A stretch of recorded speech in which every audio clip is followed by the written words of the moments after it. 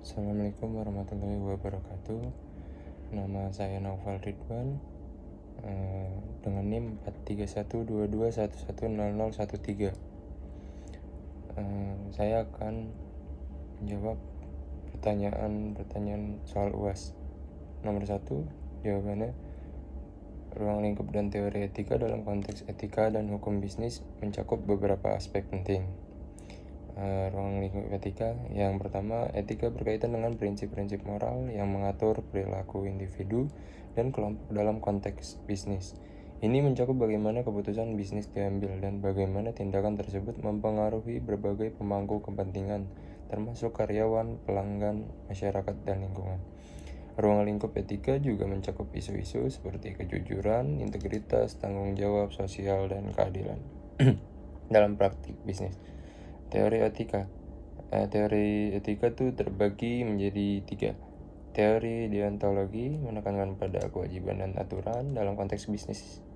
Ini berarti bahwa perusahaan harus mematuhi hukum dan norma moral terlepas dari konsekuensi yang mungkin timbul. Teori konsekuensialis menilai tindakan berdasarkan hasil atau konsekuensi yang dihasilkan. Dalam bisnis, ini berarti bahwa keputusan harus diambil dengan mempertimbangkan dampaknya terhadap sebuah pemangku kepentingan. Teori etika virtue berfokus pada karakter dan kebajikan individu. Dalam bisnis, ini berarti bahwa pemimpin dan karyawan harus mengembangkan karakter yang baik dan bertindak sesuai dengan nilai-nilai moral yang positif. Selanjutnya, nomor 2, dalam konteks etika dan hukum bisnis, norma, sudut pandang, sosial ekonomi, dan hukum memiliki peran yang sangat penting. Berikut adalah penjelasan mengenai ketiga aspek tersebut. Yang pertama, norma adalah aturan atau pedoman yang mengatur perilaku individu dalam masyarakat. Dalam bisnis, norma dapat berupa etika profesional, kode etik perusahaan, dan standar industri. Norma ini membantu menjaga integritas dan reputasi perusahaan. Sudut pandang sosial ekonomi.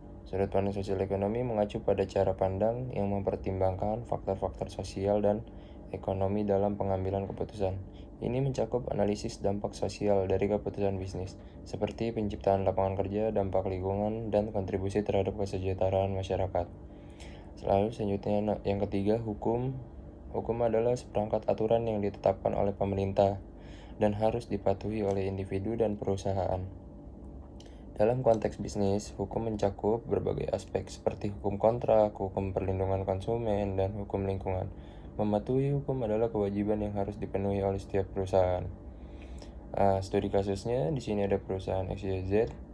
XYZ adalah perusahaan yang bergerak di bidang produksi makanan organik.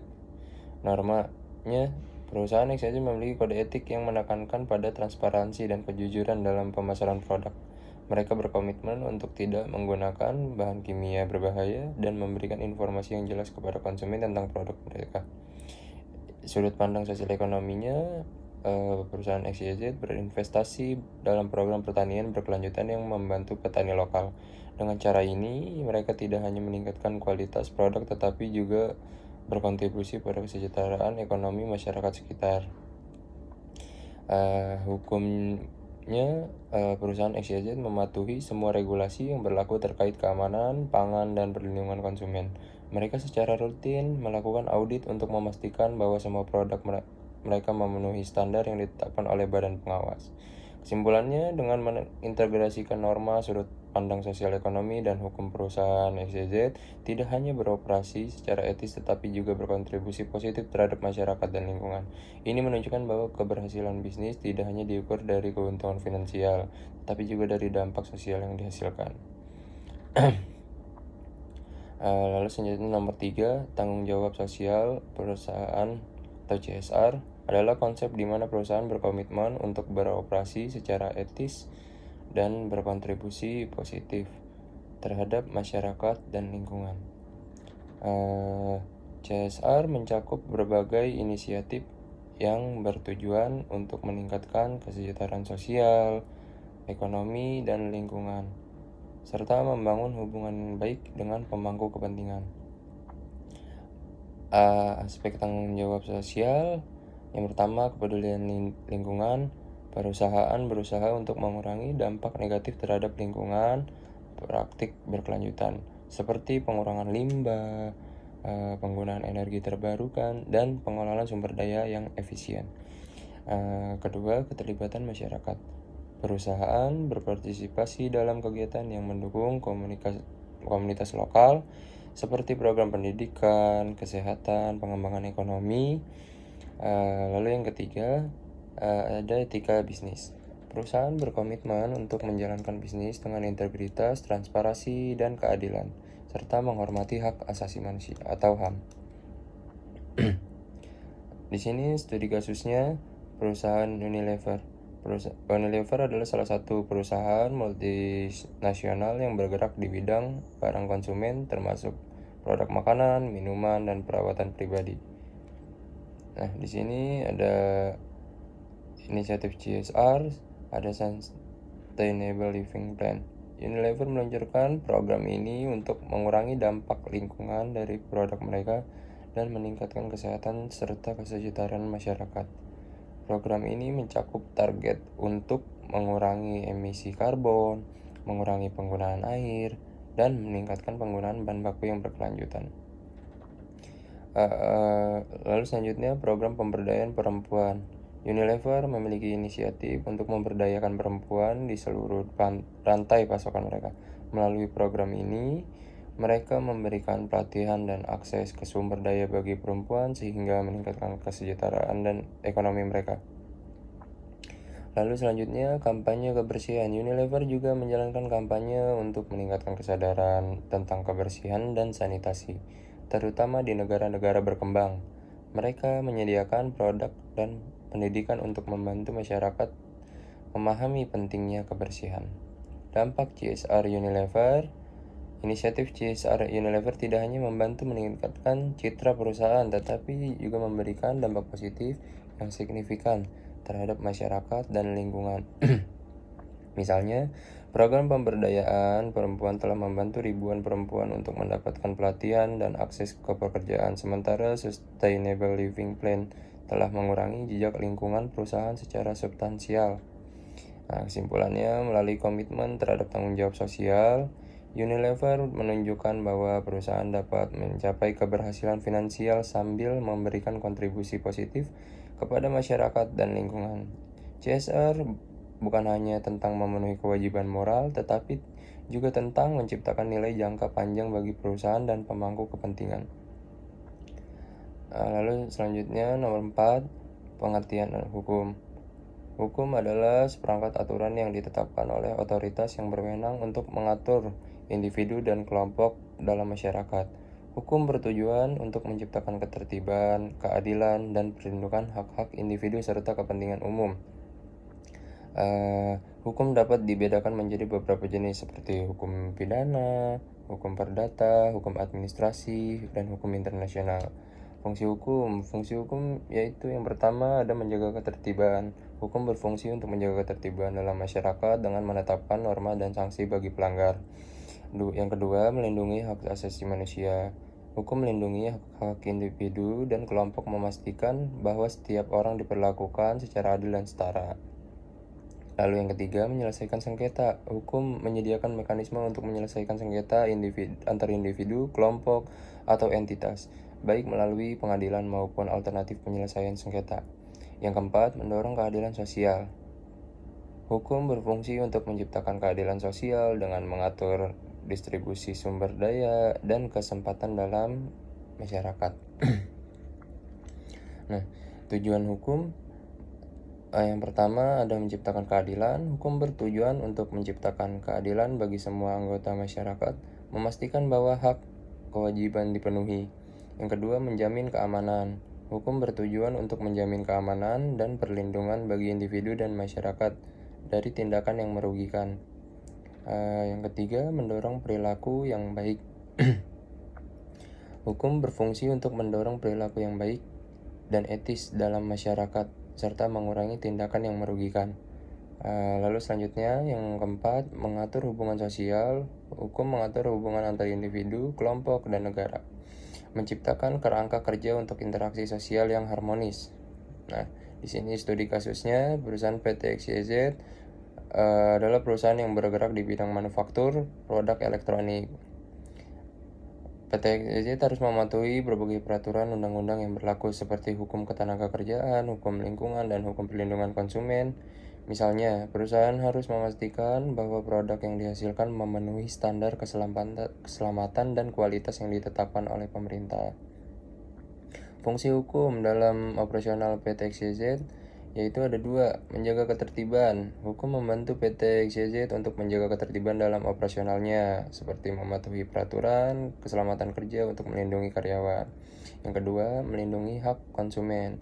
Hukum perlindungan konsumen memastikan bahwa produk yang dijual oleh PT XYZ aman dan berkualitas, serta memberikan hak kepada konsumen untuk mengajukan keluhan jika produk tidak memenuhi standar. Tujuan hukum dalam konteks PT XYZ yang pertama, menciptakan keadilan. Dengan mematuhi hukum, PT XYZ berkontribusi pada keadilan sosial dengan memberikan produk yang aman dan berkualitas kepada konsumen. Yang kedua, menjamin keamanan. Hukum menjamin keamanan bahwa PT XYZ beroperasi dengan cara yang tidak membahayakan karyawan dan konsumen, serta menjaga lingkungan. Nah, kesimpulannya, hukum memiliki peran yang sangat penting dalam mengatur perilaku perusahaan seperti PT XYZ dengan memahami pengertian, fungsi, dan tujuan hukum. Perusahaan dapat beroperasi secara etis dan bertanggung jawab, serta memberikan kontribusi positif pada masyarakat dan lingkungan. Lalu selanjutnya, nomor 5, pengertian hak kekayaan intelektual. Hak kekayaan intelektual adalah hak yang diberikan kepada individu atau entitas atas hasil kekayaan intelektual mereka, yang mencakup inovasi, penemuan, merek, desain, dan karya seni. HKI bertujuan untuk melindungi ciptaan dan memberikan hak eksklusif kepada pemiliknya untuk menggunakan, memproduksi, dan mendistribusikan karya tersebut. HKI terdiri dari beberapa jenis, antara lain hak cipta, paten, merek dagang, desain industri. Pengertian SIUP. SIUP adalah izin yang diberikan oleh pemerintah kepada individu atau badan usaha untuk melakukan kegiatan perdagangan. SIUP diperlukan untuk memastikan bahwa kegiatan usaha yang dilakukan sesuai dengan peraturan yang berlaku dan untuk melindungi konsumen. SIUP mencakup berbagai jenis usaha, mulai dari perdagangan umum hingga perdagangan khusus. Pengertian izin usaha. Izin usaha adalah dokumen resmi yang dikeluarkan oleh pemerintah yang memberikan hak kepada individu atau badan usaha untuk menjalankan kegiatan usaha tertentu. Izin ini diperlukan untuk memastikan bahwa usaha yang dijalankan mematuhi peraturan dan standar yang ditetapkan, termasuk aspek kesehatan. Nah, studi kasus perusahaan PT ABC. Perusahaan PT ABC adalah perusahaan yang bergerak di bidang produksi penjualan produk kosmetik. HKI-nya, PT ABC mengembangkan produk kosmetik dengan formula unik yang dilindungi oleh paten.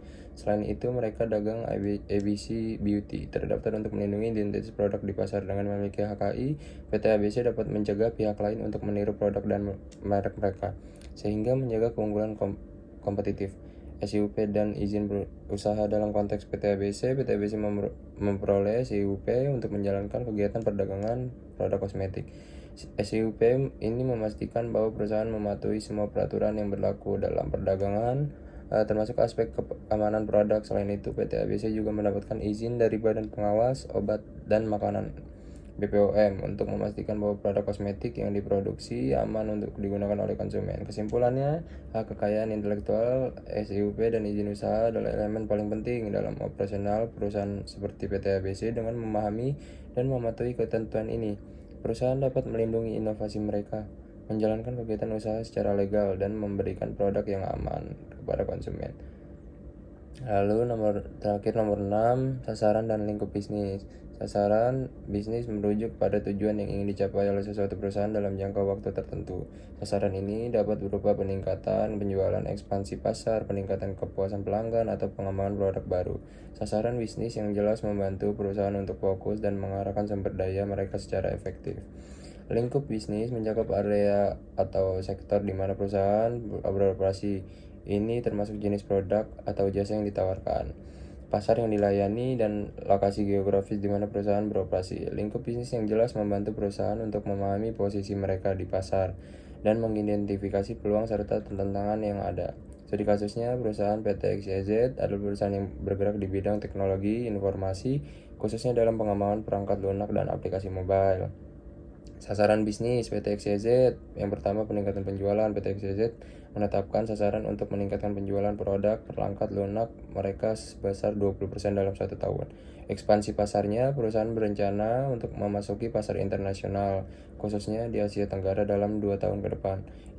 Inovasi produknya, PT XYZ berkomitmen untuk meluncurkan 2 produk baru setiap tahun untuk memenuhi kebutuhan pelanggan yang terus berkembang. Lingkup bisnis PT XYZ, jenis produk atau jasanya PT XYZ menawarkan berbagai produk perangkat lunak termasuk aplikasi mobile untuk manajemen bisnis, perangkat lunak akuntansi, dan solusi e-commerce.